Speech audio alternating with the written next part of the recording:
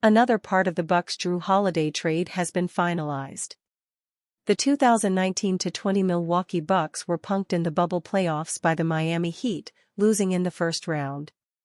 They responded with a bold swing, trading for New Orleans Pelicans star Jrue Holiday to pair with MVP Giannis Antetokounmpo and All-Star wing Chris Middleton. The deal paid off for the Bucks, who rode the Holiday acquisition all the way to an NBA championship the following season. Yet the price was not cheap. The Bucks sent multiple players and control of 5 first-round picks, including unprotected firsts in 2025 and 2027. That 2025 pick in particular embarked on quite the journey once the Bucks sent it to the Pelicans. New Orleans sent it to the Portland Trail Blazers in the C.J. McCollum trade a couple of years later, a deal that did not work as well for them as the Holiday deal did for the Bucks. The pick was then a potential option to convey when the Blazers traded for Jeremy Grant months later. Detroit traded up in the 2022 NBA draft to take Memphis center Jalen Duren and in the process sent the Bucks pick to the New York Knicks. Finally, the Knicks included the 2025 Milwaukee pick when they added Mikal Bridges last summer, and it is held by the Brooklyn Nets at the current moment, although it could certainly be traded again before all is said and done. The pick is unprotected, so there were moments this past season when it looked like the Nets could be holding onto a gemstone. The Bucks started the season 1-6, and even by the time January rolled around they had only climbed to 17-16. Then Antetokounmpo turned into a freight train and Damian Lillard found some of his rhythm and the Bucks went 31-18 the rest of the way to finish 48-34. Even once the season ended, however, it was not clear what pick the Bucks were sending to the Nets. 2 other teams also finished with 48 wins, and the NBA chooses to settle such ties with a simple coin flip or random drawing, and they did so Monday afternoon. While a handful of other coin flips were more impactful, including the Phoenix Suns sending the Houston Rockets the 9th pick, the Bucks' pick was finalized as well. Interestingly, all 3 teams that finished 48-34 owe their picks to other teams. The Memphis Grizzlies won the drawing and will send pick number 18 to the Washington Wizards from the Marcus Smart salary dump. The Golden State Warriors lost the drawing and will send pick number 20 to the Miami Heat from the Jimmy Butler trade, a bit more impactful than the Smart salary dump. The Milwaukee Bucks landed right in the middle, and therefore will be sending the Brooklyn Nets the 19th pick in the 2025 NBA draft. Given that the pick was unprotected and that their season got off to such a rough start, this is not a bad outcome for Milwaukee. They would certainly rather be sending the 29th or 30th pick after a dominant season and a number 1 seed, but that was not in the cards. Their roster is aging, ill-fitting, and the combination of Lillard and Giannis has not taken off as the organization surely hoped. And that's why the future is looking extremely uncertain.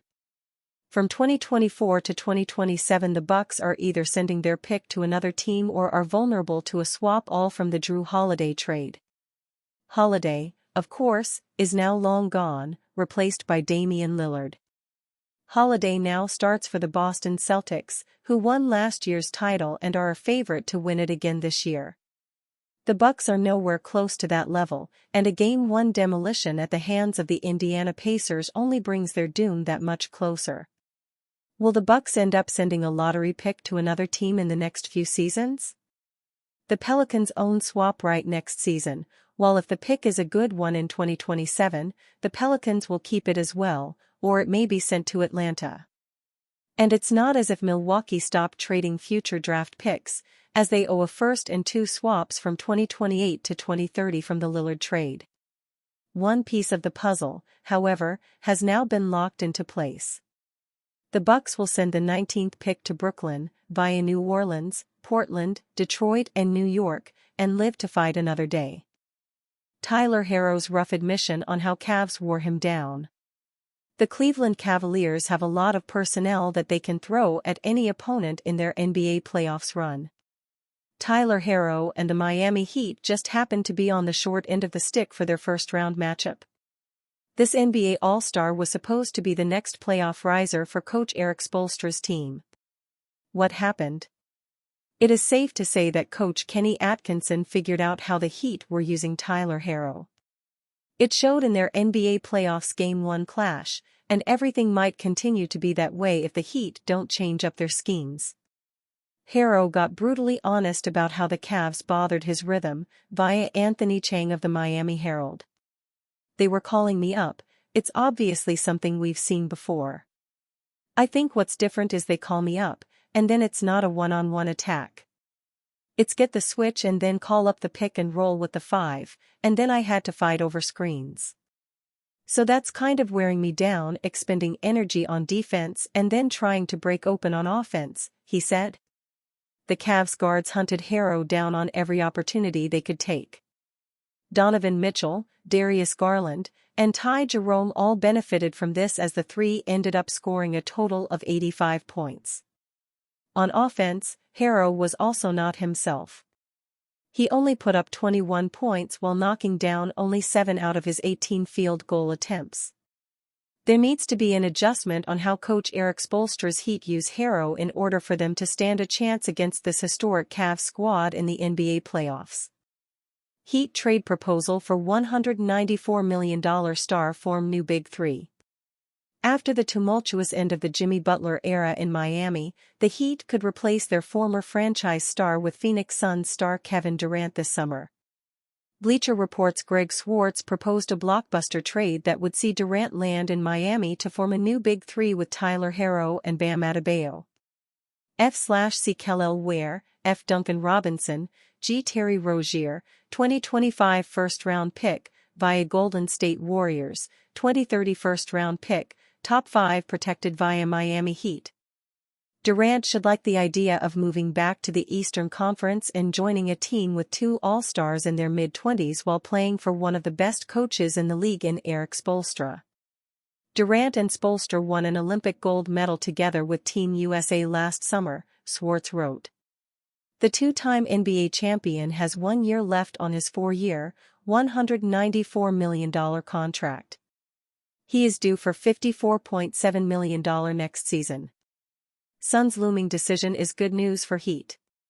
Durant's time in Phoenix could be ending this summer as NBA insider Chris Haynes reported that they are moving on from the Big Three model, which did not result in any playoff success over the last 2 seasons. "One thing that I was told is that the Suns want to transition," Haynes said on Haynes Briefs Friday, April 18. "They want to move away from the model that they've been going after for the previous 2 years of accumulating star talent, star players, and then trying to see if it can mesh on the court. They want to move away from that, and they are going to move away from that. So, the purpose right now and the goal moving into next season is to accumulate defensive-minded tough players. They want to play a defensive-minded, grind-it-out type of game.